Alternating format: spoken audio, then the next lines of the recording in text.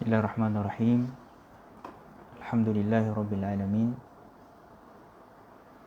Wa bihi nasta'in ala umuri dunya waddin. Wassalatu wassalamu ala sayyidina Muhammad wa ala alihi wa sahbihi ajma'in. Subhanaka la ilma lana illa ma 'allamtana innaka antal alimul hakim. Rabbi shrah li sadri wa yassir li amri wahlul 'uqdatam min lisani yafqahu qawli. Rabbi yassir wa la tu'assir ya karim. Rabbi tammim bil khair. Allahumma salli ala sayyidina Muhammadin nur al-mudhhib lisyani bi nurih wa ala alihi fi kulli lamhatin wa nafasin adada ma wasi'ahu ilmullah. Thumma amma ba'd. Assalamualaikum warahmatullahi ta'ala wabarakatuh. Sebelum kita mula, saya memohon agar kita dapat sama-sama mengongsi video ini, live ini, supaya kita dapat sebarkan manfaatnya lebih luas kepada masyarakat-masyarakat yang berada di Facebook. Ya. Kalau ada apa persoalan ataupun ada yang tidak jelas, boleh diutarakan di ruang komen, insya-Allah. Kalau ada masa kita akan bincang. Dan insya-Allah tuan-tuan sedang pendengar yang dirahmati Allah Subhanahu wa taala, alhamdulillah, bersyukur kita kehadrat Allah Subhanahu wa taala. Seperti biasa, kita dipertemukan oleh Allah Subhanahu wa taala pada malam Ahad ini, walaupun hanya melalui maya, ya, untuk kita sama-sama membaca hadis-hadis baginda sallallahu alaihi wasallam. Dan sedang pendengar yang rahmati Allah, kita dah sampai kepada sesi yang ke-17. Kita dah sampai untuk sesi yang hujung-hujung dah sebenarnya. Walaupun banyak lagi hadis yang kita tidak sempat untuk baca. InsyaAllah kita akan cuba sedaya upaya untuk habiskan juga 41 hadis ini jika diberi izin oleh Allah SWT. Kalau tak sempat nanti, mungkin kita hanya akan baca matan hadis dan kemudian kita tinggalkan yang syarah. Tak payah baca syarah, kita terus kepada matan supaya lebih cepat untuk kita khatam kitab ni. Dan tuan-tuan pun dah penik dah tengok si ustaz ni, tak ada ustaz lain kau. Kitab ni tak habis-habis lah pula kan. Nak tengok kitab lain, nak baca kitab lain. InsyaAllah tuan-tuan yang dirahmati Allah Subhanahu wa taala, kita akan sama-sama sambung untuk hadis yang ke-13. Kalau tuan-tuan ada buku, boleh buka pada halaman ke 110 pada kitab 40 hadis perihal zaman kini, karangan As-Sayyid Abdul Aziz bin Siddiq Al-Umari rahimahullahu ta'ala anhu arda. Tuan-tuan yang baru masuk, boleh tolong share, sama-sama kita kongsikan live ini. Kan, kalau biasa live orang dia ada hadiah, ada gift kan, lucky draw lah, macam-macam lah. Tapi saya tak dapat lah nak bagi lucky draw ke apa kan. Moga Allah Subhanahu Wa Taala membalas jasa kita untuk kita menyebarkan hadis-hadis baginda SAW, bagi faham kepada masyarakat kita tentang kepentingan ilmu hadis, bagi faham kepada masyarakat kita tentang hadis-hadis baginda SAW yang Nabi cerita kepada kita tentang peristiwa akhir zaman. Hari ini masalah yang berlaku dalam masyarakat kita adalah kejahilan yang melampau. Kalau sekadar dia jahil, dia duduk diam-diam, itu tak ada masalah. Jahil maksudnya dia tak ada asas ilmu agama lah maksudnya. Kalau dia tak ada asas ilmu agama, dia duduk diam-diam, buat hal dia, tak apa. Kita pun tak apalah, kita okey lah walaupun tak nak mengaji kan. Tak apalah, okey lah, duduk diam-diam, buat kerja dia. Yang masalah berlaku apa dia? Masyarakat kita, terutama kaum-kaum yang muda ni, yang berdarah panas, yang berjiwa semangat ni, mereka suka nak berbicara tentang urusan agama, walaupun mereka bukan ahlinya. Walaupun mereka tak pernah belajar pun tentang ilmu hadis, tapi nak bercerita tentang ilmu hadis. Baru-baru ni negara kita digemparkan dengan tentang ada beberapa individu yang memberi kritikan kepada JAKIM. Dia kata JAKIM menyebarkan hadis dhaif lah. Kata raja ni bawah payungan Tuhan lah, bayang-bayang Tuhan lah. JAKIM ni menjilat kerajaan lah, apalah. Segala cacian makian diberikan kepada JAKIM. Yang sedangkan pada hakikatnya, ia hanyalah kerana kecetekan, kedangkalan ilmu mereka sendiri. Suruh mengaji ilmu hadis tak nak. Bila kita buat pengajian hadis, yang hadir adalah 3-4 korek. Tapi bila kita buka Facebook, kita buka Twitter yang bercakap tentang hadis ni, beribu orang. Sehingga trending tentang kritikan kepada Jakim tentang hadis As-Sultan Zillullah. Sultan itu adalah merupakan bayang-bayang Allah. Walaupun makna sebenarnya bukanlah Sultan itu bayang-bayang Allah. Allah tu tidak ada bayang-bayang. Tetapi itu adalah majaz. Sultan itu di bawah naungan rahmat Allah Subhanahu Wa Taala. Itu maksud hadis dia. Tapi sebab dia tak faham, dia tak mengaji hadis, dia tak belajar tentang hadis, akhirnya dia kata ini hadis daif, ada kata hadis ni munkar, kata apa ni sebarkan hadis daif. Dia pun tak tahu apa beza hadis daif, apa beza hadis maudhu'. Ini kita kata kerana kejahilan. Kalau jahil dulu diam tak apa. Ini dah lah jahil, nak pula bercerita tentang agama. Apa yang dia dengar semua dia share. Mana tahu hadis ni daif, kita tanya dia. Ini saya baca ada orang share dekat ni, dia pun share. Dia tak tahu mana datang, siapa yang cerita, orang tu ada credibility tak untuk bercakap, orang tu belajar tentang hadis ke tidak. Dia main share je. Dia percaya semua yang ada dekat dalam masa situ semua betul, dia share. Akhirnya mengkritik institusi agama.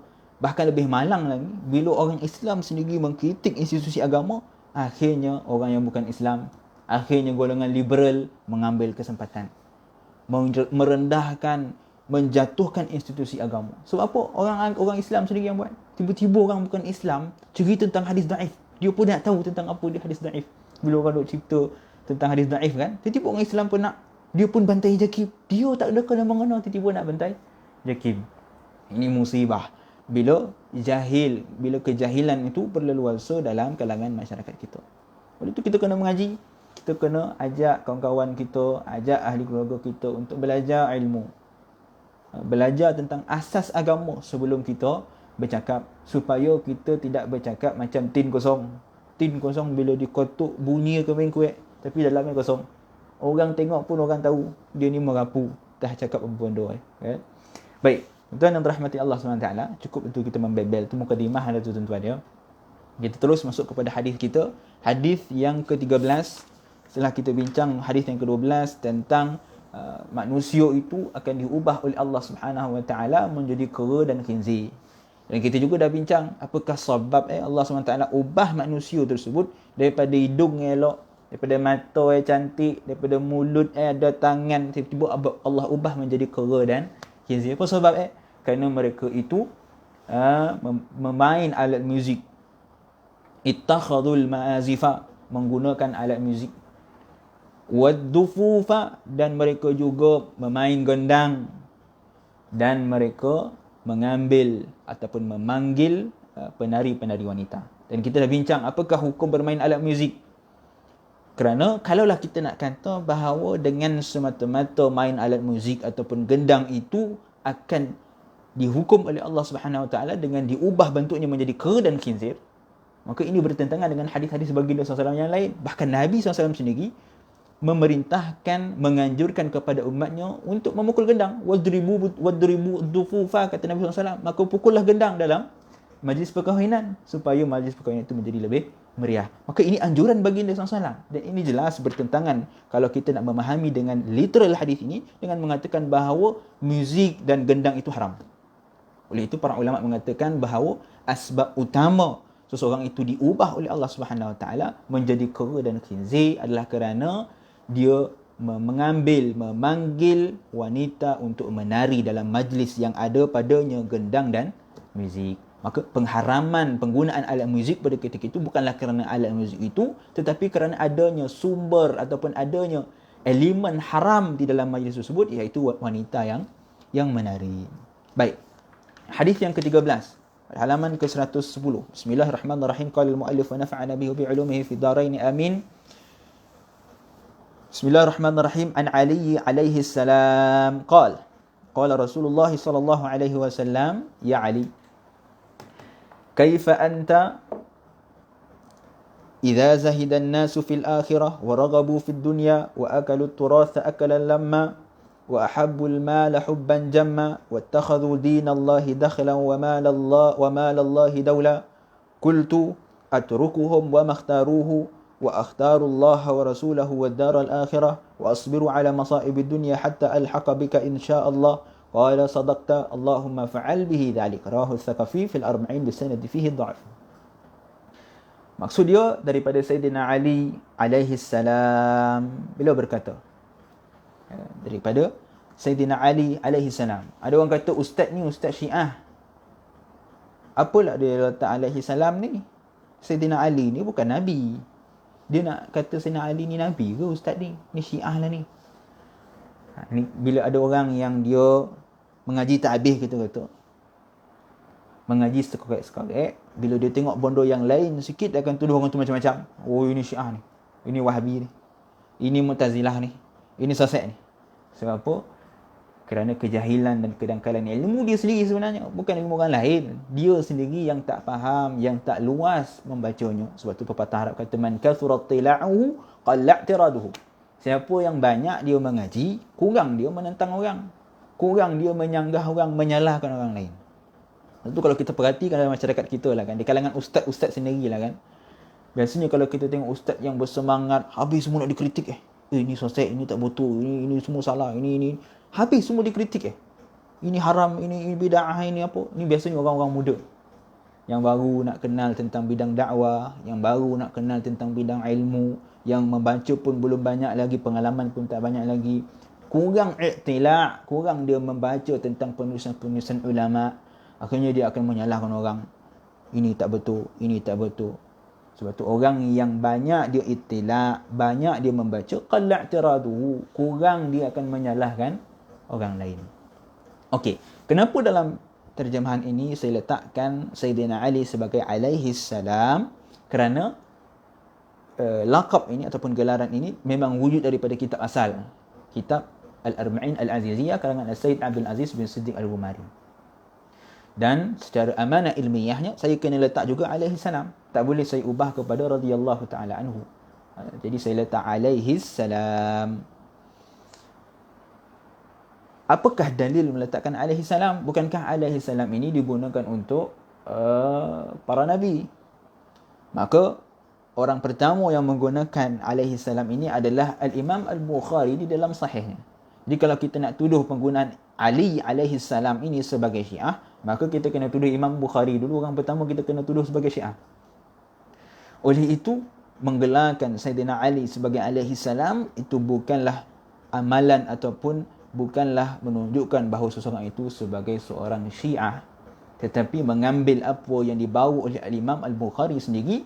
Kerana menurut Al-Imam Al-Bukhari pada ketika itu, pada ketika zaman Al-Imam Al-Bukhari mengarang Sahih Al-Bukhari, golongan nawasib, golongan yang membenci Sayyidina Ali, mereka menghina, mencaci maki Sayyidina Ali. Bahkan saya pernah sebut kepada tuan-tuan sidang pendengar yang dirahmati Allah, bagaimana mereka akan memulakan khutbah mereka dengan menghina Sayyidina Ali karamullahi wajhah wa alaihi salam. Kita akan bincang sedikit sebelum kita masuk hadis ni. Kita cerita sikit siapa dia Sayyidina Ali. Kita nak kenal dia, siapa perawi kepada hadis ini. Penting untuk kita kenal siapa dia Sayyidina Ali karamullahi wajhah wa alaihi salam. Sayyidina Ali ni nama sebenar dia apa? Nama sebenarnya adalah Ali bin Abi Talib Al-Hashimi Al-Quraisy. Ma'ruf, Sayyidina Ali adalah merupakan anak kepada Sayyidina Abu Talib, yang ini bapa saudara kepada baginda sallallahu alaihi wasallam. Sayyidina Ali, beliau dilahirkan pada 13 Rejab 23 sebelum Hijrah. Yang ini bersamaan lebih kurang 17 Mac 599 Masihi, hari Jumaat. Dan dikatakan bahawa Sayyidina Ali ini lahir 30 tahun setelah peristiwa tentera Abrahah menyerang Kaabah. Ini membuktikan apa? Ini menunjukkan bahawa umur di antara Sayyidina Ali dan baginda SAW itu adalah 30 tahun. Walaupun mereka adalah sepupu. Dia bukan anak buah. Nabi SAW dan Sayyidina Ali ini adalah sepupu. Tetapi lahirnya lewat sedikit daripada baginda SAW, yang ini sejauh 30 tahun. Jadi jarak umur antara Sayyidina Ali dan baginda SAW adalah 30 tahun. Sebab itu nanti kita akan bincang bagaimana Abu Talib menyerahkan Sayyidina Ali kepada Rasulullah untuk dijaga. Okey. Ada riwayat mengatakan bahawa Sayyidina Ali ini adalah satu-satunya manusia yang dilahirkan di dalam Kaabah. Lahir dalam Kaabah. Tetapi pendapat ini dikritik oleh sebagian ulama, antaranya Al-Imam Suyuti, begitu juga dengan Al-Imam Nawawi, dengan mengatakan bahawa pendapat ini lemah. Yang kuatnya apa? Al-Imam Al-Dhahabi dan Ibnu Hajar meriwayatkan bahawa satu-satunya manusia, kanak-kanak yang pernah dilahirkan di dalam Kaabah adalah Hakim bin Hizam. Yang ini salah seorang sahabat baginda SAW. Dan Hakim bin Hizam ni juga antara sahabat yang terakhir meninggal dunia daripada kalangan para sahabat baginda SAW. Okey. Sayyidina Ali karamallahu wajhahu alaihi salam, beliau meninggal dunia pada 21 Ramadan 40 Hijrah bersama dengan lebih kurang 27 Januari 661 Masihi. Bapanya kita dah sebut, bapanya adalah Abu Talib bin Abdul Muttalib bin Hashim bin Abdul Manaf bin Qusay bin Kilab, sehinggalah akhir nasab sama dengan nasab baginda sallallahu alaihi wasallam. Ibunya namanya Fatimah binti Asad bin Hashim bin Abdul Manaf. Jadi nama ibu Sayyidina Ali ini sama dengan nama orang rumah dia, sama dengan nama isteri Sayyidina Ali, ini Fatimah. Dan Fatimah ini juga adalah merupakan keturunan Al-Hashimi. Jadi mak dengan abah yang keduanya daripada keturunan Al-Hashimi, yakni daripada Hashim. Abu Talib, yang bapa kepada Sayyidina Ali, dia ada 3 orang anak. Yang pertama namanya Ja'far, yang kedua nama dia Aqil, yang ketiga namanya Ali, yakni Sayyidina Ali. Suatu ketika berlaku kegawatan ekonomi di Mekah. Kegawatan ekonomi ini bukan 1994, 1995 tu, bukan pada ketika itu sahaja. Bahkan pada zaman dulu pun dah ada kegawatan ekonomi. Pada zaman tersebut berlaku kegawatan ekonomi. Abu Talib bisnes tak berapa nak menjadi kerana ekonomi yang gawat. Akhirnya Abu Talib dia meminta kepada baginda sallallahu alaihi wasallam dan Sayyidina Abbas untuk ambil anak-anak Sayyidina Ali. Tolong jagakan anak dia. Dia tak mampu untuk jaga 3 orang anak. Lantas Sayyidina Abbas radhiyallahu taala anhu, beliau memilih Ja'far, salah seorang anak anak Abu Talib, untuk dijaga, manakala baginda sallallahu alaihi wasallam memilih Sayyidina Ali untuk dijaga. Oleh itu Sayyidina Ali berada bersama dengan baginda SAW semenjak kecil lagi. Dia dah bersama dengan baginda SAW, duduk bersama dengan baginda SAW. Bahkan ada riwayat mengatakan bahawa Sayyidina Ali pernah mengikuti baginda beribadah di dalam Gua Hira. Bersama-sama mengikut baginda SAW beribadah kepada Allah di dalam Gua Hira. Oleh itu Sayyidina Ali adalah antara orang yang terawal memeluk Islam. Ada riwayat mengatakan bahawa beliau orang kedua memeluk Islam setelah Sayyidatina Khadijah. Ada mengatakan beliau adalah orang yang ketiga. Ada riwayat mengatakan bahawa apabila baginda SAW mendapat wahyu, baginda cerita kepada Sayyidatina Khadijah, isteri baginda SAW. Sayyidatina Khadijah beriman kepada baginda SAW sebagai Rasul dan beriman kepada Allah Subhanahu Wa Taala. Kemudian panggil Sayyidina Ali, cerita kepada Sayyidina Ali bahawa baginda mendapat wahyu untuk beriman kepada Allah, beriman kepada Rasulnya. Tapi pada hari tersebut, yang pada hari pertama, hari Sayyidatina Khadijah dah beriman, tapi Sayyidina Ali dia belum beriman. Dia fikir dulu. Sehinggalah hari keesokannya, beliau bertemu dengan baginda SAW untuk beriman kepada Allah Subhanahu Wa Taala, untuk memeluk agama Islam. Sebab tu ada yang mengatakan beliau masuk Islam pada orang yang kedua setelah Sayyidatina Khadijah. Ala kulli hal, berlaku perbezaan khilaf di kalangan ulama, siapakah orang pertama yang memeluk Islam. Sebahagian mengatakan bahawa orang yang pertama memeluk Islam adalah Sayyidatina Khadijah binti Khuwailid, isteri baginda SAW. Ada yang mengatakan tak, Ali bin Abi Talib orang yang pertama sebab dia sentiasa bersama dengan baginda SAW. Ada yang kata tak, Sayyidina Abu Bakar As-Siddiq radhiyallahu ta'ala anhu adalah orang yang pertama memeluk Islam. Ada yang kata Zaid bin Harithah, anak angkat baginda SAW. Ala kulli hal, untuk menggabungkan semua pendapat ini, maka ulama mengatakan apa? Orang pertama daripada kalangan wanita yang memeluk Islam adalah Sayyidatina Khadijah binti Khuwailid. Adapun daripada kalangan kanak-kanak adalah Sayyidina Ali bin Abi Talib. Daripada kalangan lelaki dewasa, Abu Bakar As-Siddiq radhiyallahu ta'ala anhu. Daripada kalangan hamba, Sayyidina Zaid bin Harithah. Maka inilah 4 orang yang terawal memeluk agama Islam. Dikatakan bahawa ketika mana Sayyidina Ali memeluk Islam, umur beliau adalah 9 hingga ke 18 tahun. Masih kanak-kanak lagi, beliau telah memeluk agama Islam. Digelarkan sebagai karamullahi wajah. Kenapa bila kita sebut Sayyidina Ali, kita kata karamullahi wajah? Biasa kalau sahabat lain kita sebut radhiyallahu ta'ala anhu. Kenapa bila sampai tang Sayyidina Ali, kita sebut karamullahi wajah? Semoga Allah memuliakan wajah Sayyidina Ali. Kenapa berbeza dengan sahabat yang lain? Kerana dikatakan bahawa walaupun riwayat ini ada pendapat riwayat yang dhaif, ala kulli hal, Ada riwayat mengatakan bahawa digelar Sayyidina Ali sebagai karamullahi wajhah adalah kerana beliau tidak pernah menyembah berhala. Seumur hidup dia tidak pernah sembah berhala. Kenapa? Sebab daripada kecil dia dah bersama dengan baginda SAW. Tak sampai untuk dia menyembah berhala. Dan ada juga riwayat mengatakan bahawa Sayyidina Ali ni dia tak pernah melihat aurat wanita ajnabi. Oleh itu didoakan kepada dia dengan doa karamullahi wajhah. Semoga Allah memuliakan wajahnya kerana wajahnya tidak pernah menghadap ke arah berhala. Sayyidina Ali karamullahi wajhah wa alaihi salam, beliau berhijrah ke bumi Madinah 3 hari setelah baginda SAW berhijrah. Apalah lambat Sayyidina Ali berhijrah? Kerana kita tahu bagaimana Sayyidina Ali duduk menggantikan tempat baginda SAW, tidur di katil baginda SAW ketika mana kaum musyrikin Quraisy mengepung rumah baginda untuk membunuh baginda SAW. Kisah yang cukup masyhur.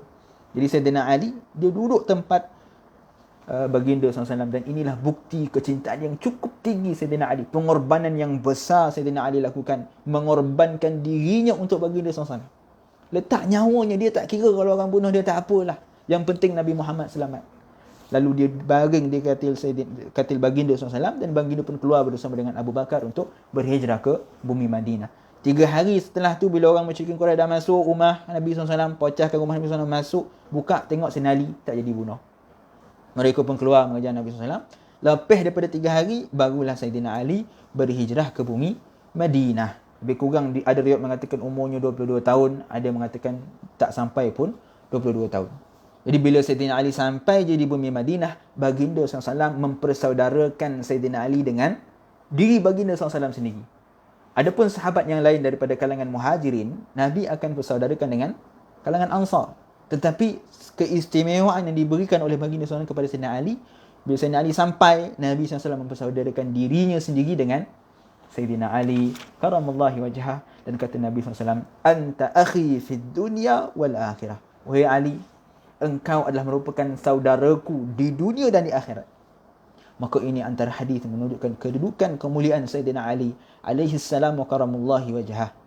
Sayyidina Ali adalah antara sahabat yang bernikah dengan anak kesayangan baginda sallallahu alaihi wasallam. Beliau telah bernikah dengan Sayyidatina Fatimah pada tahun kedua hijrah. Jadi Sayyidina Ali berkahwin dengan Sayyidatina Fatimah bukan di Mekah, tetapi setelah sampai di bumi Madinah. Dikatakan bahawa ketika Sayyidina Ali itu kahwin, umur dia lebih kurang 21 tahun 5 bulan. Ada kata tak, lebih daripada tu, sebab dia sampai Madinah pun umur dah 22 tahun. Lebih kurang 23, 24 macam tu. Umur Sayyidatina Fatimah pula pada ketika kahwin dengan Sayyidina Ali adalah 15 tahun 10 bulan. 15 tahun berkahwin. Jadi daripada riwayat ini juga, ulama mengambil dalil menunjukkan bahawa umur yang sesuai untuk berkahwin adalah 15 tahun. Sebahagian ulama, bukan dalam mazhab Syafi'i, sebahagian ulama mengambil umur adalah 15 tahun. Seperti mazhab Maliki, umur untuk dibenarkan berkahwin berikut perundangan mereka adalah 15 tahun. Di Malaysia kita tak boleh, kena 18 tahun. Okey. Jadi bila Sayyidina Ali karamullahi wajhah berkahwin dengan Sayyidatina Fatimah radhiyallahu taala anha, Sayyidina Ali bagi mas kahwin. Ada mas kahwin. Apa mas kahwin dia? Mas kahwin dia adalah diberikan baju besi Sayyidina Ali sendiri yang bernilai lebih kurang 480 dirham. Kalau kita convertkan kan, lebih kurang satu duit perak, 1 dirham hari ini lebih kurang 2.975 gram emas. Lebih kurang RM20. Kalau kita garap, kalau lebih kurang lah satu dirham, lebih kurang RM20 lah kita kata. Kalau kita darabkan dengan 480, lebih kurang RM9,600 Malaysia. Ni kira cincai lah ni, lebih kurang. Tak adalah kita kata tepat. Tetapi nak menunjukkan bahawa nilai yang diberikan oleh Sayyidina Ali kepada baginda SAW untuk mengahwini Sayyidatina Fatimah radhiyallahu ta'ala anha. Ada yang kata tak tepat. Nilainya lebih rendah. Ada yang mengatakan nilainya lebih rendah. Sebab menunjukkan bahawa tingginya kedudukan Sayyidatina Fatimah, kerana Nabi SAW pernah bersabda, aqallahunna mahran aktsarahunna barakatan. Nabi kata yang paling mulia daripada kalangan wanita, yang paling tinggi dan paling banyak berkat seorang wanita itu adalah wanita yang paling rendah nilai maharnya. Oleh itu ada riwayat mengatakan bahawa mahar yang diberikan oleh Sayyidina Ali kepada Sayyidatina Fatimah adalah lebih rendah daripada itu. Bila berkahwin, Sayyidina Ali dan Sayyidatina Fatimah mendapat 6 orang anak. Yang pertama, anaknya Sayyidina Hasan, lahir pada tahun 3 Hijrah. Berkahwin 2 Hijrah, dapat anak yang pertama Sayyidina Hasan pada 3 Hijrah. Jadi Sayyidina Hasan adalah anak sulung kepada Sayyidina Ali karamallahu wajhah. Sebab tu beliau juga digelar sebagai Abul Hasan. Cuma gelaran Abul Hasan ni dia tak famous sangat. Sebab apa? Sebab Sayyidina Ali lebih suka gelaran yang diberikan oleh baginda SAW kepadanya. Apa dia? Gelaran Abu Turab. Ada riwayat bagaimana Sayyidina Ali mendapat gelaran Abu Turab. Panjanglah cerita dia. Okey. Jadi, anak pertama namanya Sayyidina Hasan, lahir pada tahun 3 Hijrah. Tahun seterusnya, tahun 4 Hijrah, lahir anak yang kedua Sayyidina Husain. Oleh itu tak tempat bila ada orang kata Sayyidina Hasan dan Husain ni kembar. Tak betul. Kerana mereka adalah adik-beradik yang jarak mereka setahun. Tak jauh lah jarak dia. Tetapi mereka bukan saudara kembar. Anak ketiga namanya Muhassin. Tapi Muhassin ini meninggal dunia ketika kecil. Anak keempat nama dia Ruqayyah. Ruqayyah ini juga pun lahir waktu kecil, sebelum balik dah meninggal dunia. Anak yang kelima namanya Zainab. Zainab ni adalah antara wanita yang sangat bijak. Dan ketika Sayyidina Husain diserang oleh Yazid bin Muawiyah, Sayyidina Zainab ni ada. Kalau kita baca peristiwa bagaimana Sayyidina Husain dipenggal, dibunuh, Sayyidina Zainab ni antara orang yang bersama-sama yang dibawa oleh tentera Yazid. Dan anak yang keenam adalah Ummu Kalsum. Ummu Kalsum ini adalah anak Sayyidina Ali yang dikahwinkan dengan Sayyidina Umar radhiyallahu taala anhu. Ada kisah dia kan bagaimana Sayyidina Umar melamar Ummu Kalsum. Sayyidina Umar ketika nak berkahwin dengan Ummu Kalsum ni umurnya masih kecil. Bila jumpa dengan Sayyidina Ali, Sayyidina Ali kata dia kecil lagi, biarlah dulu. Tapi Sayyidina Umar nak juga sebab takut tak dapat kahwin dengan keturunan baginda SAW. Sebab tu ada riwayat sebelum daripada Sayyidina Ali kahwin dengan Sayyidina Fatimah, Sayyidina Abu Bakar dan Sayyidina Umar pernah try Sayyidina Fatimah. Pernah melamar Sayyidatina Fatimah. Tetapi tidak diterima oleh baginda SAW. Yang Nabi terima siapa dia? Sayyidina Ali karamallahu wajhah. Jadi bila sampai kepada anak yang terakhir, anak Sayyidina Ali ni, Sayyidina Umar nak juga kahwin. Sebab apa? Sebab Sayyidina Umar kata, aku nak nasabku bersambung dengan Nabi SAW. Sebab Nabi pernah sebut semua akan terputus. Semua hubungan di dunia akan terputus melainkan nasabi. Melainkan keturunan nasabku tidak akan terputus bersama dengan aku. Oleh itu Sayyidina Umar nak juga kahwin. Sehingga akhirnya Sayyidina Ali kata, kalau kau nak kahwin, kau pergi je lah. Kalau dia terima, kira jadilah. Maka akhirnya berkahwinlah Sayyidina Umar dengan Ummu Kalsum. Baik. Sayyidina Ali ini juga, beliau ada menyertai peperangan bersama dengan Nabi SAW. Bahkan dikatakan bahawa beliau telah menyertai semua peperangan bersama dengan Nabi kecuali satu peperangan. Peperangan apa? Peperangan Tabuk. Dalam peperangan Tabuk, Sayyidina Ali tak menyertai peperangan tersebut.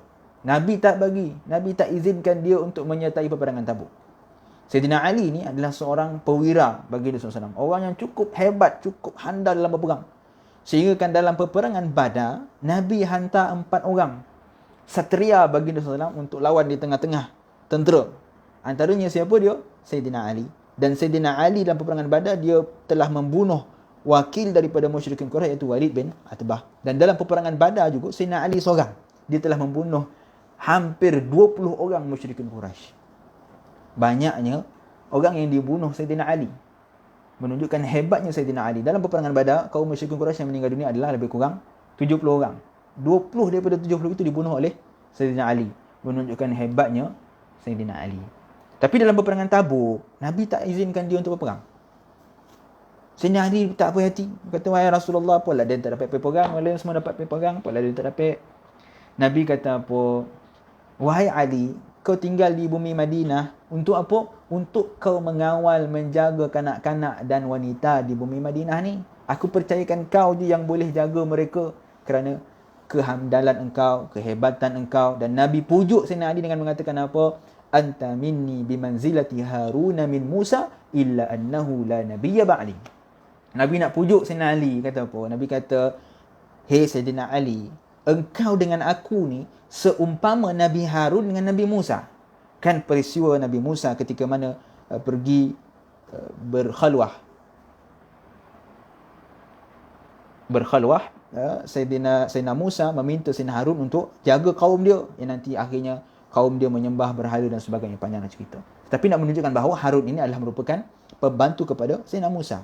Jadi Nabi kata apa? Engkau wahai Ali sama macam Musa dengan Harun. Engkau adalah pembantu kepada aku. Kedudukan yang tinggi. Cuma la nabiyya ba'di. Cumanya tak ada nabi setelah aku. Kalaulah ada nabi setelah aku, nescaya engkau akan jadi nabi, sebab engkau bersama dengan kedudukan Harun dengan Nabi Musa alaihi wassalam. Jadi Sayyidina Ali ni juga antara orang yang sering memegang panji Islam. Orang yang pegang panji ni biasanya orang yang hebat, orang yang handal. Sebab apa? Bila panji itu dirampas, maka tentera akan lemah. Oleh itu, panji, bendera tentera Islam itu biasanya akan dipegang oleh satria, oleh pejuang-pejuang yang hebat. Dan Sayyidina Ali adalah antara orang yang paling banyak memegang panji-panji Islam di dalam peperangan.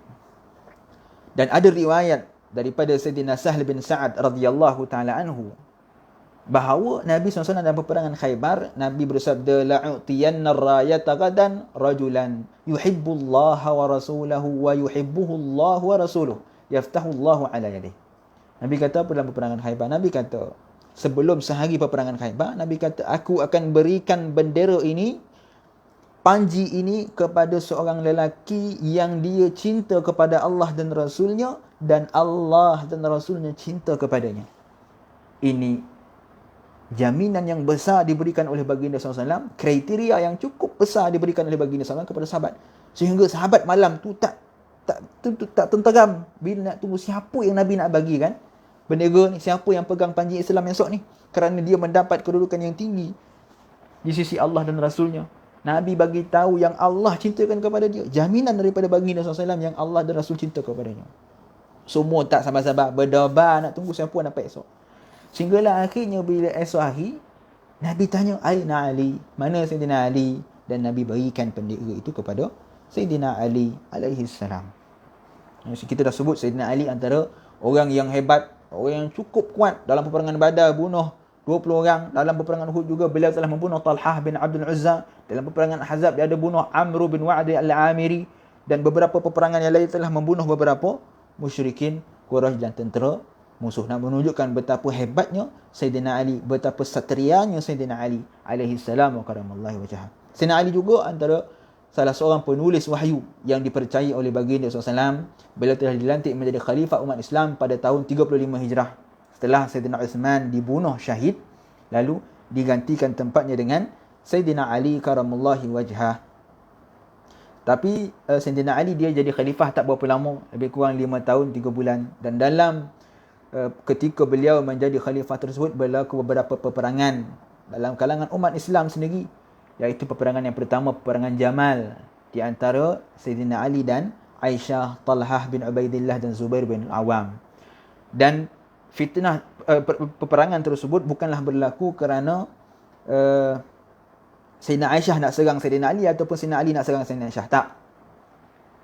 Peperangan Jamal berlaku adalah kerana fitnah yang dibuat oleh puak Khawarij. Mereka bukan nak pergi berperang, tetapi datang Khawarij pada malam hari, timbulkan pergaduhan, timbulkan asbab yang sehingga akhirnya berlakunya peperangan.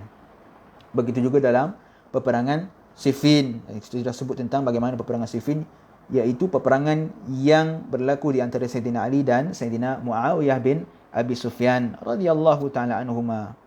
Yang mana redha Allah ke atas mereka berdua. Dan kita tak boleh nak mengkafir ataupun mentafsirkan salah seorang daripada mereka.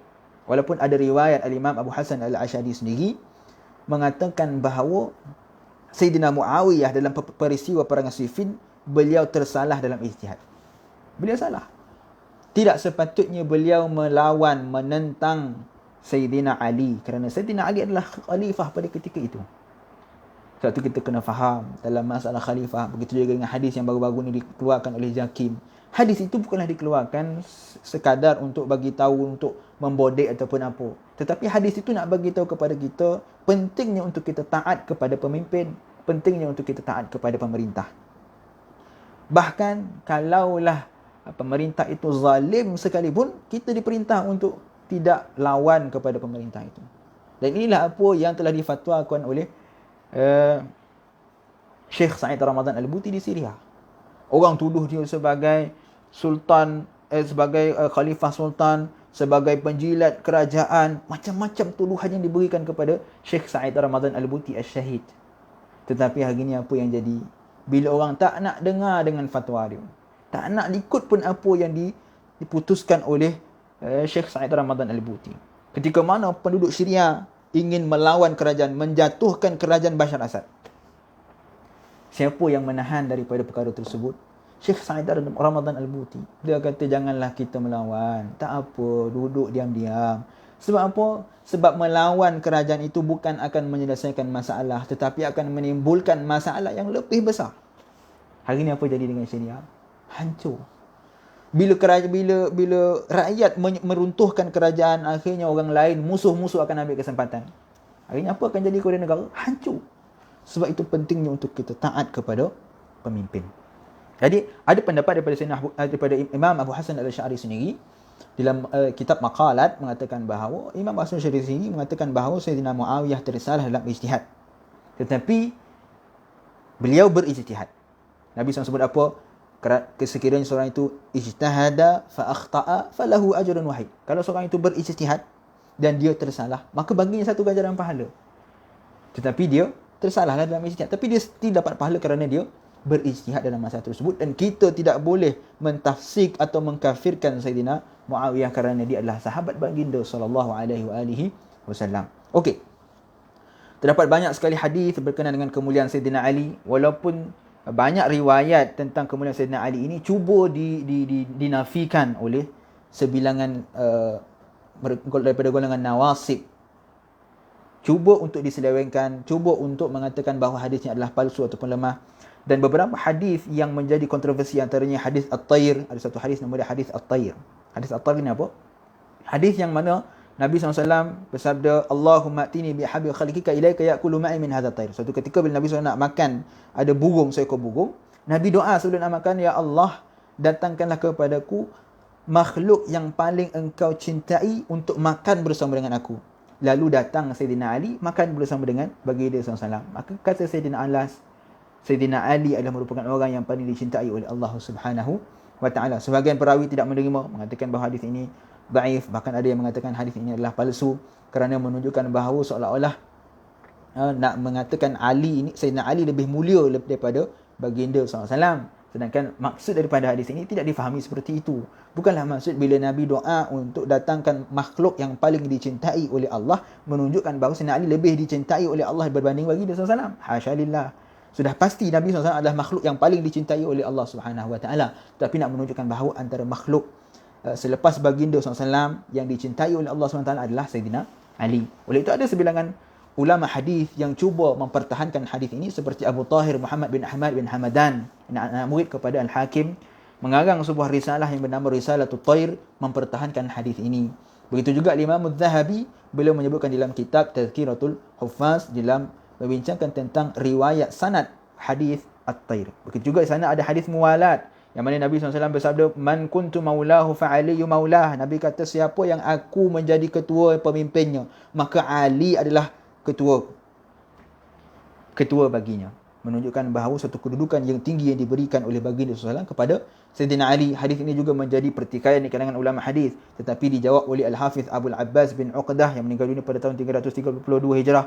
Begitu juga Imam Az-Zahabi dalam risalah yang berjudul Risalatul Turuq Hadis, Man kuntu maulahu fa'aliyu maulahu, mempertahankan hadis ini. Begitu ada hadis Raddus Syams, yang mana Nabi SAW satu ketika Nabi baring di atas paha Sayyidina Ali. Waktu itu waktu asar, sehinggalah matahari dah tenggelam, Nabi pun terjaga. Bila Nabi terjaga, Nabi tanya kepada Sayyidina Ali, Salaital asra, wahai Ali, kau dah sembahyang asar ke belum? Sayyidina Ali kata, belum, sebab kau tidur atas paha aku. Dan dikatakan bahawa pada ketika itu juga wahyu diturunkan oleh baginda sallallahu alaihi wasallam. Bila Nabi sedar, bila wahyu dah diturunkan kepada baginda sallallahu alaihi wasallam, Nabi sedar dah matahari dah tenggelam, dah masuk waktu maghrib. Nabi tanya kepada Sayyidina Ali, "Hei Ali, kau dah sembahyang asar ke belum?" Sayyidina Ali kata, "Belum." Macam mana Sayyidina Ali nak sembahyang? Kerana Nabi duduk di atas paha Sayyidina Ali, kerana baginda SAW tidur di atas paha Sayyidina Ali. Lalu Nabi doa apa? Nabi doa, Allahumma innaka ta'lamu annahu kana fi hajatika wa hajati rasulika faradda alaihi syams. Nabi doa, Ya Allah, sesungguhnya engkau mengetahui bahawa dia, yakni Sayyidina Ali, memerlukan kepada engkau dan memerlukan kepada Rasulnya, maka kembalilah kan matahari. Lalu matahari dikembalikan oleh Allah SWT, naik balik. Sayyidina Ali semayang asar, kemudian tenggelam balik matahari. Ini menunjukkan kedudukan yang tinggi diberikan oleh Allah SWT kepada sahabat baginda SAW, ini Sayyidina Ali karamallahu wajhahu alaihi salam. Dan hadis ini juga menjadi pertikaian di kalangan ulama hadis, dan ada sebagian ulama yang mempertahankannya seperti Al-Hafidh Abdul Hasan bin Syahdan beliau mempertahankan hadis ini dengan mengatakan bahawa hadis ini bukanlah hadis yang palsu. Begitu juga ada hadis namanya Babul Ilmi, hadis yang masyhur. Nabi SAW bersabda, "Ana Madinatul Ilmi wa Ali babuha, faman arada al-ilma falyatihi min babihi." Nabi SAW bersabda, aku adalah bandar kepada ilmu dan Ali adalah pintu kepadanya. Siapa yang nak masuk kepada ilmu, nak masuk kepada bandar tersebut, kena masuk melalui pintu dia, yakni Sayyidina Ali. Ada sebagian ulama hadis yang memberi kritikan kepada hadis ini, tetapi dipertahankan oleh Al-Hafiz Al-Sayyid Ahmad bin Siddiq Al-Ghumari rahimahullahu ta'ala dalam kitabnya yang berjudul Fathul Malik Al-Ali Bisihati Hadis Bab Madinatul Ilmi Ali. Sebuah kitab yang cukup saya sebut sebagai rare lah. Kitab hadis yang cukup hebat dalam mempertahankan, dalam membincangkan tentang sanad-sanad riwayat hadis. Okey. Panjang sangat kita bincang tentang Sayyidina Ali ni kan. Tak masuk hadis kita. Kata nak baca laju. Okey. Sangat banyak kemuliaan kalau kita nak cerita tentang Sayyidina Ali ni, lebih 2 jam 3 jam pun tak habis kalau kita nak cerita tentang Sayyidina Ali, tentang kemuliaan diberikan oleh Allah SWT, tentang rapatnya Sayyidina Ali dengan baginda SAW. Tetapi akhirnya, ringkasnya, Sayyidina Ali telah dibunuh oleh Abdurrahman bin Muljam pada 4 tahun 40 Hijrah. Dan perkara ini kita dah sebut pada awal-awal pengajian kita, yang mana telah dikhabarkan oleh baginda SAW sendiri kepada Sayyidina Ali. Nabi kata apa? Nabi kata, "Ya Aba Turab, hey Aba Turab." Kerana pada ketika itu Sayyidina Ali sedang baring di bawah sebatang pohon tamar. Ada debu. Bila Sayyidina Ali dikejut oleh baginda SAW, Sayyidina Ali bangun dalam keadaan baju ni dengan debu. Lalu Nabi kata apa? "Ala uhaddithukuma bi ashqan nasi rajulain." Nabi kata, "Nak tak kamu berdua, aku ceritakan kepada kamu tentang manusia yang paling jelek, manusia yang paling hina." Lalu kata Sayyidina Ali dan seorang lelaki sahabat baginda SAW, "Bala ya Rasulullah." Nak ceritakanlah wahai Rasulullah, siapa dia orang yang paling hina tu wahai Rasulullah? Nabi kata apa? "Uhaymarus Thamud alladhi aqaran naqah." Orang pertama yang paling hina di sisi Allah Subhanahu wa taala adalah Uhaymarus Thamud. Uhaymarus Thamud ni siapa? Orang yang menyebabkan yang menyeru kaum Nabi Daud, bukan Nabi Daud, untuk membunuh lembu betina kepada seorang nabi. Yang Allah rakamkan dalam surah Al-Qamar, "Fanadaw sahibahum fata'ata fa'aqara." Kalau tak silap saya Nabi Hud. Jadi itu adalah orang yang paling hina, kata baginda SAW. Orang pertama yang paling hina di sisi Allah Subhanahu wa ta'ala. Dan orang yang kedua, kata Nabi SAW, "Wallazi yadribuka ya Ali ala hadhihi yani qarnahu hatta tabtallu minhu." Nabi bagi tahu kepada Sayyidina Ali, orang yang pertama adalah Uhaymarus Thamud. Orang yang kedua, wahai Ali, orang yang paling hina di sisi Allah Subhanahu wa taala, siapa dia? Orang yang memukul engkau wahai Ali di sini. Nabi mengisyaratkan kepada kepala Sayyidina Ali. Hatta tabtallu minhu, sehingga darah membasahi janggutmu wahai Ali. Maka itulah, kata Nabi SAW, orang yang paling hina di sisi Allah Subhanahu wa ta'ala.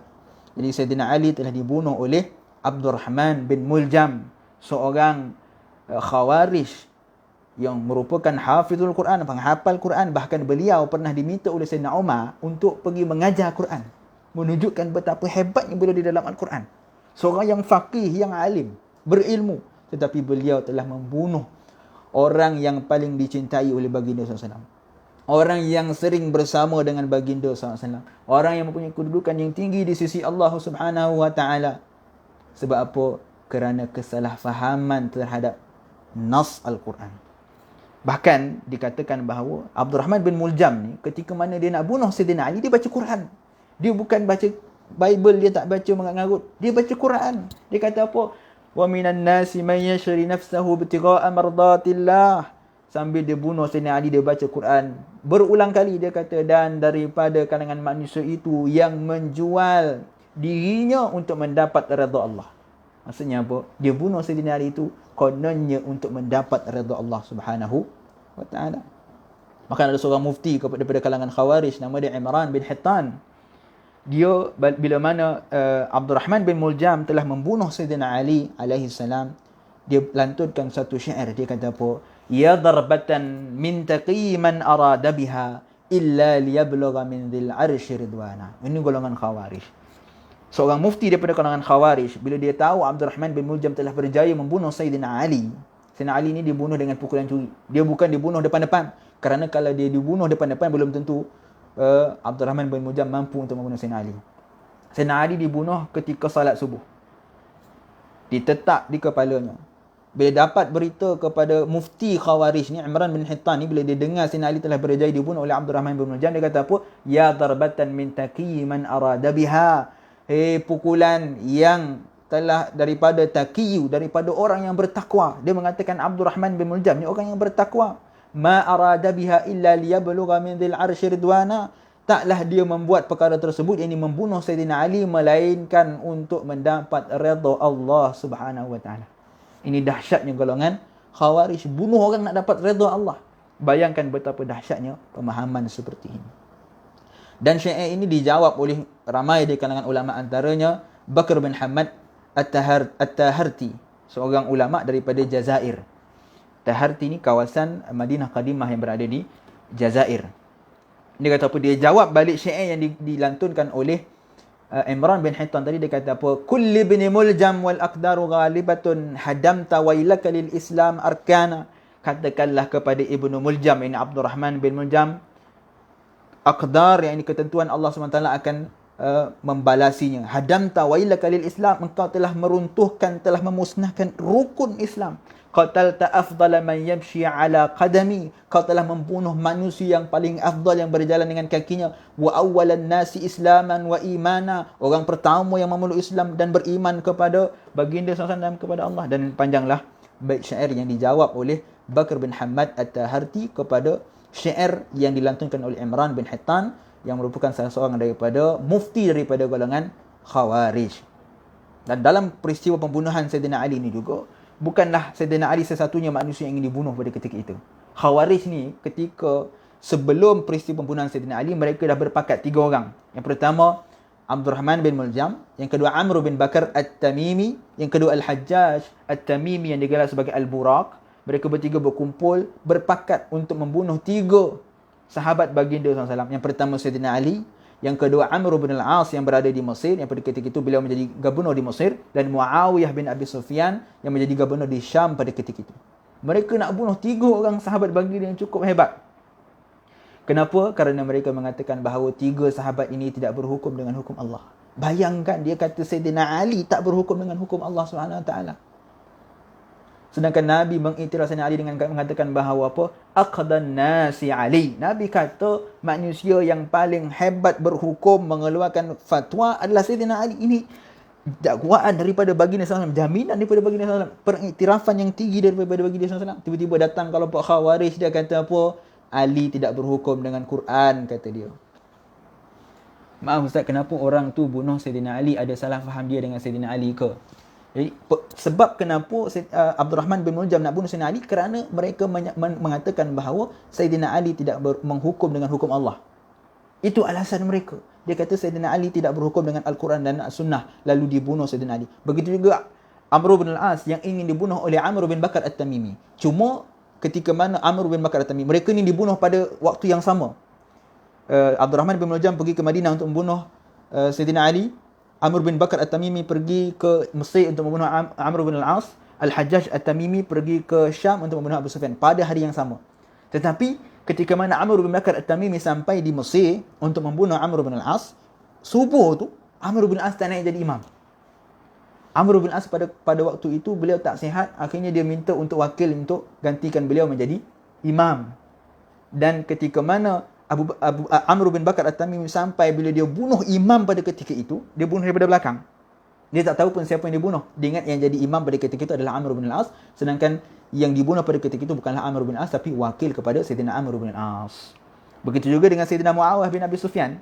Ketika mana Hajjaj At-Tamimi sampai ke bumi Syam waktu subuh dan dia nak bunuh Sayyidina Muawiyah bin Abi Sufyan, dia hanya mampu mencederakan. Sayyidina Muawiyah jadi imam pada ketika itu. Tapi Sayyidina Muawiyah tidak wafat pada ketika itu kerana Sayyidina Muawiyah hanya cedera pada ketika itu. Yang meninggal pada peristiwa tersebut hanyalah Sayyidina Ali. Dan Sayyidina Ali pun dia dah tahu dah, kerana kita dah sebut sebelum ini bagaimana Nabi dah bagi tahu kepada Sayyidina Ali. Sebab tu Sayyidina Ali sebelum daripada peristiwa ini, sebelum beliau wafat, beliau mengalami satu penyakit yang cukup dahsyat. Sehingga orang kata bila kawan Sayyidina Ali ni dah tak ada harapan, dan Sayyidina Ali ni memang confirm meninggal dah ni kan. Penyakit yang cukup teruk. Tapi Sayyidina Ali kata apa? Tak, aku tak akan meninggal sekarang. So Sayyidina Ali kata apa? Nabi bagi tahu aku bukan meninggal dengan penyakit, tetapi aku akan meninggal, aku akan wafat dibunuh oleh kelompok pelampau daripada golongan Khawarij. Okey. Habis 1 jam kita cerita Sayyidina Ali kan, tak sampai kita nak masuk hadis. Kita masuk sikit hadis. Jadi Sayyidina Ali berkata apa? Bahawasanya Rasulullah SAW bersabda, "Wahai Ali, bagaimana engkau jika manusia meninggalkan akhirat, gemar akan dunia?" Nabi tanya kepada Sayyidina Ali, "Hei Ali, macam mana kalau manusia pada suatu ketika itu dia meninggalkan akhirat, dia suka dan cinta kepada dunia dan mereka memakan harta pusaka dengan begitu rakus?" Nabi tanya kepada Sayyidina Ali. Sedangkan pertanyaan Nabi ini bukanlah untuk Sayyidina Ali. Kerana Nabi tahu Sayyidina Ali takkan ada pada waktu tersebut. Tapi Nabi nak bagi tahu kepada umatnya tentang apakah yang sepatutnya dilakukan oleh umat baginda SAW ketika mana manusia meninggalkan akhirat. Manusia dah tak heboh dah akhirat dah. Sibuk mengejar dunia, cintakan dunia.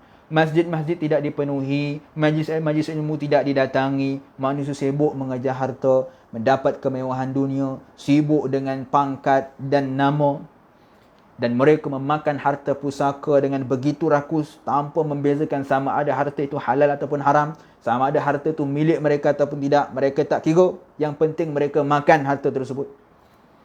Yang kedua, kata Nabi SAW kepada Sayyidina Ali, bagaimana kalau manusia pada ketika itu cintakan harta dengan kecintaan yang berlebihan? Menunjukkan bahawa Nabi tak larang kita cinta harta. Cinta harta bukanlah merupakan satu perkara yang dicela. Kita kena sayanglah harta kita, jangan kita sepah-sepahkan. Tetapi yang dilarang oleh baginda SAW adalah cinta harta yang berlebihan sehingga tak nak dikeluarkan untuk bersedekah, sehingga tak nak dikeluarkan untuk berinfak, untuk membayar zakat dan sebagainya. Kemudian kata Nabi SAW, mereka manusia pada ketika itu menjadikan agama Allah itu rosak, menghina agama Allah SWT, menganggap bahawa agama itu suatu perkara yang hina, serta harta Allah banyak untuk kelompok tertentu. Nabi kata, macam mana wahai Ali, kalaulah satu ketika nanti manusia dah lupakan akhirat, dia cintakan dunia, makan harta pusaka dengan begitu rakus tanpa membezakan halal dan haram, cintakan harta dengan cinta yang melampau, menjadikan agama Allah itu rosak, menjadi hina, dan harta Allah hanya dibagikan kepada kelompok tertentu. Geng-geng dia je dapat duit, geng-geng dia je dapat projek, yang lain tak dapat. Kau tak ada link, kau tak ada kaki, jangan harap kau nak dapat. Nabi tanya, "Hai Ali, kalau berlaku macam ni, kau nak ambil apa?" Hai Ali, Nabi tanya. Lalu Sayyidina Ali jawab apa? "Saya akan meninggalkan mereka dengan apa yang mereka pilih, dan saya akan mengutamakan Allah dan Rasulnya dan hari akhirat." Ini jawapan Sayyidina Ali. Nabi tahu jawapan Sayyidina Ali ini. Kerana Nabi dah sebut dah sebelum ni. Hadis yang kita baca, "Ana Madinatul Ilmi wa Ali babuha." Nabi sendiri mengiktiraf tentang keilmuan Sayyidina Ali karamallahu wajhah. Bahkan ada Ata, seorang tabi'in, bila ditanya kepadanya, ada tak sahabat yang lebih pandai, lebih alim daripada Sayyidina Ali? Dia kata, setahu aku tak ada sahabat yang lebih alim daripada Sayyidina Ali. Suatu kedudukan yang tinggi, keilmuan yang dimiliki oleh Sayyidina Ali. Nabi tahu dah, sebab tu Nabi tanya kepada Sayyidina Ali, "Hei Ali, apa kau nak buat kalau benda ni berlaku?" Sayyidina Ali kata apa? "Aku akan tinggalkan mereka. Aku tak pedulikan mereka, lantak mereka lah. Mereka nak makan daripada harta yang haram ke, mereka nak cintakan dunia ke, mereka nak menjadikan agama Allah itu hina ke, aku tak peduli dah pada ketika itu," kata Sayyidina Ali. "Dan aku hanya akan memilih Allah dan Rasulnya dan hari akhirat. Saya juga," kata Sayyidina Ali, "akan bersabar dengan musibah dunia sehinggalah saya bertemu dengan Allah dengan izin Allah." Sayyidina Ali kata, kalau berlaku perkara tersebut, Saya akan memilih Allah, memilih Rasul, apa yang Allah sebut, apa yang Rasul sebut, apa yang Rasul ajar, dan memilih akhirat. Pedulilah apa yang berlaku, pedulilah apa pun yang saya akan ditimpa, saya tak peduli. Saya akan bersabar dengan musibah yang ditimpa sehinggalah saya bertemu dengan Allah Subhanahu Wa Taala. Maka ini yang diajar oleh Sayyidina Ali, yang diperakui oleh baginda SAW sendiri. Nabi jawab apa? Bila Sayyidina Ali jawab dengan jawapan tersebut, Nabi kata, benarlah apa yang dikatakan olehmu, wahai Sayyidina Ali. Ya Allah, jadikanlah seperti itu apa yang dikatakan. Nabi bagi tahu kepada Sayyidina Ali, wahai Ali, apa yang kau putuskan tersebut adalah tepat sekali. Maka itulah sepatutnya yang dilakukan oleh engkau, wahai Sayyidina Ali. Dan inilah yang kita perlu ambil pengajaran dalam kehidupan kita. Bila manusia duk heboh mengajar dunia, manusia meninggalkan akhirat, manusia tidak mempedulikan tentang harta yang halal dan haram, maka pada ketika itu kita kena buat apa? Kita join sekaki ke? Kita pun, dah orang semua buat, orang semua buat benda haram, takkan kita tak buat? Orang semua buat benda tu. Orang semua melakukan perkara-perkara yang dilarang oleh Allah, takkan kita tak buat? Tak apalah, kita buat je lah, kata dia. Nabi ajar apa? Nabi kata, pilihlah Allah dan pilihlah Rasulnya dan pilihlah hari akhirat. Dan bersabarlah dengan apa sahaja musibah yang akan menimpa engkau pada ketika itu. Contoh yang cukup mudah lah kan. Dia berkait dengan hadis yang seterusnya, tapi tak sempat dulu kita masuk. Contoh yang cukup mudah, bila orang semua main forex. Main forex, pakai kereta mewah-mewah. Ada Audi Q10 pakai, Mercedes S-Class. Ada yang pakai Mustang. Ada sampai satu, ada yang saya pernah tengok. Ada satu rumah dia main forex. Kereta macam-macam, kereta mewah semua duk. Bertukar-tukar kereta. Menunjukkan mewahnya dia. Kalaulah kita tidak mengambil apa yang diajar oleh baginda SAW, kita kata apa? Betul juga kan? Kod haram takkanlah. Dia kaya macam tu, untung dia dah dapat dia. Masuklah, tak apalah, join lah. Kita pun join. Sedangkan Nabi bagi kita apa? Nabi kata yang sepatutnya pada ketika itu kita pedulikan dia. Lantaklah dia, kita tahu benda itu haram, maka tinggalkan. Dah diputuskan oleh fatwa, forex adalah haram. Jadi janganlah cuba nak mengorek, nak cuba juga untuk menghalalkan perkara tersebut. Innal halalu bayyin wal haramu bayyin wa bainahuma umurun mutasyabihat. Halal itu jelas, haram itu jelas, dan tengah-tengah itu ada umur yang mutasyabihat. Ada benda yang ragu-ragu. Tinggalkan. Nabi ajar kepada kita. Janganlah kita sibuk-sibuk juga. Cuba juga nak jadi kaya punya pasal, kita pun masuk, kita pun join. Akhirnya kita memakan harta yang haram yang dilarang oleh Allah SWT. Akhirnya kata Sayyid Abdul Aziz bin Siddiq Al-Umari dalam kitab ini, walaupun pada sanad hadis ini terdapat perawi yang daif, namun bertepatannya hadis ini dengan realiti yang berlaku menjadi bukti yang jelas menunjukkan kesabitannya di samping hal manusia pada hari ini yang tidak jauh berbeza dengan apa yang disifatkan oleh Nabi SAW. Walaupun hadis ini daif, hadis ini daif. Dan kita juga dah bincang, walaupun hadis ini daif, namun ia tidaklah menjadikan asbab untuk kita menolak hadis ini. Kerana Al-Imam Nawawi mengatakan, ulama hadis sepakat mengatakan keharusan untuk beramal dengan hadis daif dalam Fadailul Amal dan Targhib wa Tarhib. Hal yang sama berlaku dalam kisah hadis yang dikeluarkan oleh pihak JAKIM. Kalaulah kita kata hadis itu daif, okeylah, kerana ada beberapa ulama hadis yang mengatakan hadis itu daif. Walaupun ada ulama seperti Imam Suyuti mengatakan hadis hasan. Bahkan ada ulama yang mengatakan hadis tersebut adalah sahih. Bahkan ada juga ulama hadis, kalau kita tak sempat untuk kita bincang, tapi ada ulama hadis yang mengatakan bahawa hadis As-Sultanu Zillullah sampai kepada martabat hadis mutawatir secara maknawi. Menunjukkan bahawa hadis itu menjadi khilaf di kalangan ulama. Sebab tu kalau kita tak faham tentang ilmu hadis, jangan duk sibuk nak menghina, jangan sibuk mencaci. Sehingga ada satu dalam Twitter, saya pernah baca, dia tulis WTF. Dia tanya, dia tulis WTF tentang hadis ni. Saya cakap dengan dia, ini hadis ni, ini bukan benda main-main. Dia kata dia tak peduli. Dia hantar tentang seorang ustazah manatah kata hadis ini daif. Dia tak faham, dia ingat hadis daif itu adalah hadis palsu. Sedangkan hadis daif adalah merupakan hadis baginda SAW.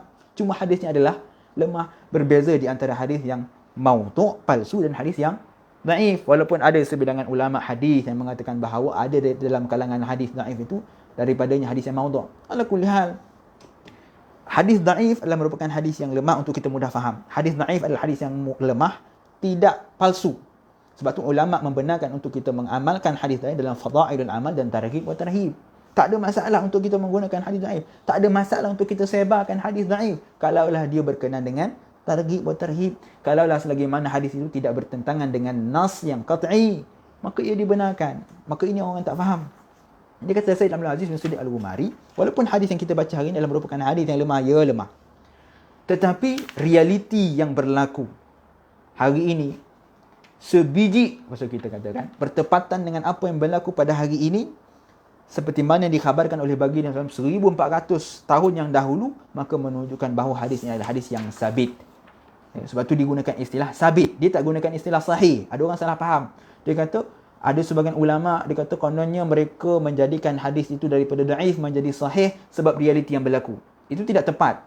Sayyid Abdul Aziz mengatakan bahawa hadis ini walaupun dia daif, tetapi kerana dia bertepatan dengan realiti, dia menjadi sabit. Dia bukan sahih, tetapi dia adalah hadis yang sabit, menunjukkan benarnya apa yang disebutkan di dalam hadis ini. Kita kena faham apa beza sabit dengan sahih. Sahih itu martabat dalam hadis. Sabit ni menunjukkan apa?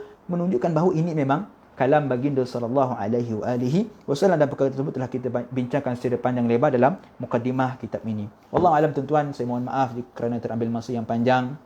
Saya mohon maaf jika ada terkasar bahasa, tersalah bicara. Panjang sangat ambil hari ni, patutnya kita nak ambilkan sampai 5 boleh. Tak sampai ya kan. Dia kalau bercakap ni memang tak sedar. Saya mohon maaf kerana mengambil masa tuan-tuan. Mohon maaf jika ada tersalah kata. Yang baik itu datang daripada Allah Subhanahu Wa Taala, yang buruk lemah itu datang daripada diri saya sendiri. Moga perhimpunan kita walaupun dalam live ini diampunkan oleh Allah Subhanahu Wa Taala segala dosa kita, diturunkan rahmat oleh Allah Subhanahu Wa Taala, menjadi asbab kita dijauhkan daripada segala wabak, daripada segala bencana. Semoga kita bertemu lagi pada sesi yang akan datang jika diberi izin oleh Allah Subhanahu Wa Taala. Wal afu minkum. Kita tangguh majlis kita dengan tasbih kafarah dan suratul Asr. Subhanakallah wa bihamdika asyhadu an la ilaha illa anta astaghfiruka wa atubu ilaik. Bismillahirrahmanirrahim. Wal 'asri innal insana lafi khusr illa alladziina aamanu wa 'amilus salihati wa tawassaw bil haqqi wa tawassaw bis sabr. Assalamualaikum warahmatullahi taala wabarakatuh.